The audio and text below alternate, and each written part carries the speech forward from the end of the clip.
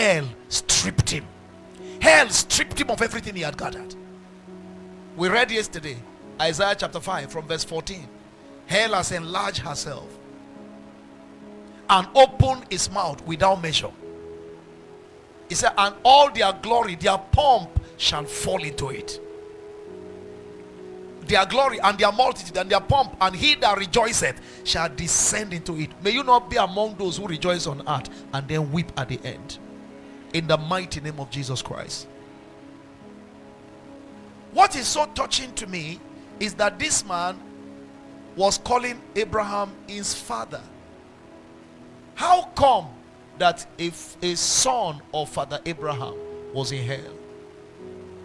Now this was, you and I are Gentiles who became children of God by faith. We are Father Abraham's children by what? By faith. We are not even as close to Father Abraham like this boy, this man. Yet this man went to hell. You didn't hear what I said? If somebody who was supposed to be closer to Father Abraham went to hell, you who is a Gentile, don't play with your relationship with God. I beg of you, don't play with it. I say this to all of us, no matter where you may be connecting from. Don't play with your relationship with God. God is no respecter of persons. He doesn't have special favorite. Repent of every sin and turn your life over to the Lord Jesus. Now, as I studied the Bible carefully, the Bible didn't pinpoint any sin this man committed. Have you noticed that? There was no particular evil he committed. We're not told that he killed somebody or he was taking somebody's wife. We only heard that he was rich, he was eating well, living well, comfortably. His only sin was that he ignored the poor man that was around him. He didn't care. He didn't care about Lazarus. He shot the bow of compassion towards the poor. He had no value for humanity. He didn't have care for people that I need. He was just enjoying his life all by himself, thinking about self and self and self and self alone. He was a worshiper of self. And for that reason the guy went to hell. Wow. Wow. That you are on earth, you didn't commit any evil. You are not doing any bad thing to anybody. You are not fighting anybody. You don't say make it bad for anybody. You chop your food alone by yourself because it's your entitlement. As you are eating it, you console yourself. It's my sweat. Now me work for them. Then they follow me go work every day. And they go work by myself. They work from morning till night, throughout the weekend, throughout the month, and they give me my salary. You say I should share it with who? Who born dog? Who born monkey? To share my sweat with me? We used to have a sister in our Meduguri church, wonderful sister, peace be on her. There was this time that there was plenty water in the area where we were, and people had to travel a distance to go get water. So this sister went with a truck and got loads of water. As she was coming in to her house, a young man, not a member of our church, just came out of his house. He just finished eating and was thirsty. He needed a drink, just a drink. In fact, he was holding his cup, as I was told.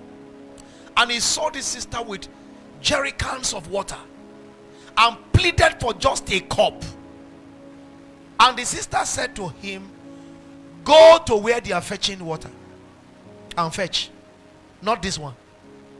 And she pushed her truck filled with water to her house. Now, if End Time Glorious Assembly is organizing program and then we give invitations, and the sister went to that brother to invite him for our church to come to church, do you think she's going to succeed in winning him to church? Say your church where they can't give somebody a cup of water. I don't know if you are like that. Now these things I'm saying, it sounds as if it is not really grievous.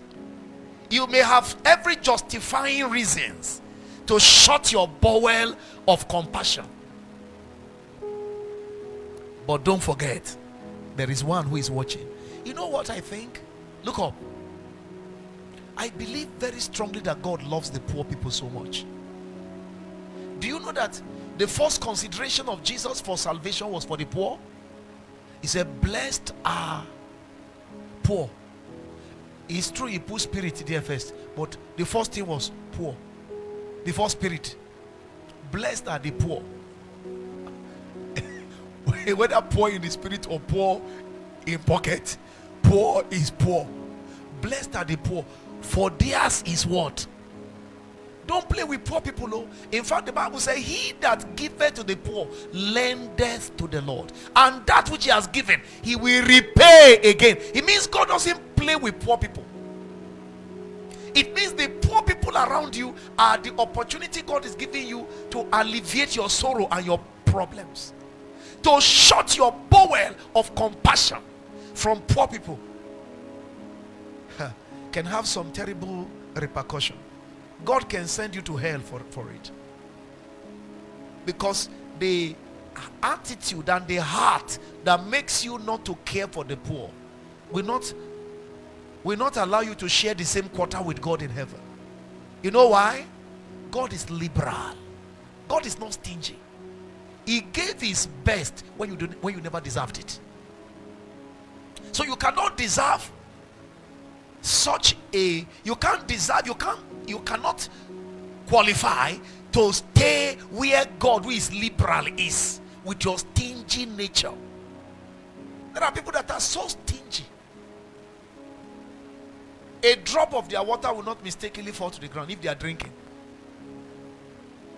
If they are eating rice and a seed falls to the ground, they will pick it. Even the ground must not share with them. Hey, you don't know how serious some people are. You are screaming. There are people that are really, they are determinedly stingy, aggressively stingy, because they have suffered poverty and they don't want to be poor again. So if you come to them and you are begging for money, they will remember how they were suffering, and then they will want you to feel the same brunt of what they felt. Say, well, I'm expecting some money, even though they have the money. See me tomorrow. If you come tomorrow, they may tell you, actually, the money hasn't dropped yet. These bank people, try and check on me 2 days to come. The man has the money, but he will keep posting you, thinking that probably you will get up, give up. If you are the one, don't give up. Amen. Praise the Lord. May the Lord help us in Jesus' name. Very quickly as I round up, to avoid the road that leads to hell, number one, repent of your sins today and be converted. Whether it is a secret sin you are committing, nobody knows what you are doing. When you shut your door, nobody sees you. The Bible said your sin shall what? Nobody may know what you are doing. They don't need to know. There is